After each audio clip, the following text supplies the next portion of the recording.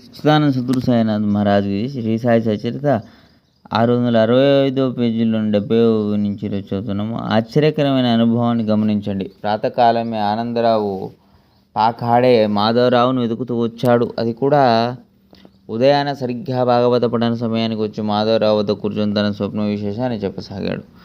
అలా అక్కడ వారిద్దరూ గుసగుసలు ఆడుకోవడం, ఇక్కడ గ్రంథాన్ని పఠిస్తున్న వక్తకు శ్రోతలకు మనసులలో నిలకడ లేకుండా పోయింది. ఆనందరావు అసలే చంచలమైన మనసు కలవాడు. మాధవరావుతో తన స్వప్నాన్ని చెబుతుండగా ఆ ఇద్దరు మెల్లగా మాట్లాడుకోసాగారు. దానితో గ్రంథ పఠన ఒక క్షణం ఆగిపోయింది.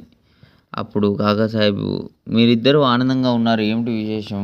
అదేమిటో మాకు కూడా చెప్పండి అని అన్నాడు. అందుకు మాధవరావు, నిన్ననే కదా నీకు సంశయం కలిగింది, దానికి సమాధానం వెంటనే దొరికింది.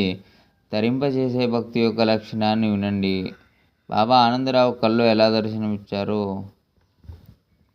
వినండి, మీ సందేహం తొలగిపోతుంది. గురువు పాదాలకు వందనం చేసే భక్తి ఉంటే చాలు అని అర్థమవుతుంది అని చెప్పాడు. ఆ స్వప్న వృత్తాంతాన్ని వినడానికి అందరికీ కుతూహలం కలిగింది. ముఖ్యంగా కాకాసాహెబ్ జిజ్ఞాస మొదట సంశయం కలిగింది. అతనికేగా అందరి ఆతురతను గని ఆనందరావు కలను శ్రద్ధగా చెప్పసాగాడు. అక్కడి వారంతా కూడా వింతగా వినసాగారు. నేను ఒక సముద్రంలో నీటిలో నడుము వరకు నిలబడి ఉన్నాను. అక్కడ అకస్మాత్తుగా శ్రీసాయి సమర్థులు నా దృష్టికి కనిపించారు. వారు రత్నఖచిత సింహాసనంపై విరాజమానులై ఉన్నారు. వారి చరణాలు నీటిలో పలే ఉన్నాయి. అటువంటి దృశ్యాన్ని చూశాను. మనోహరమైన వారి రూపాన్ని చూసి నాకు అత్యంత సంతోషం కలిగింది. అది కళ నా భావమేదు.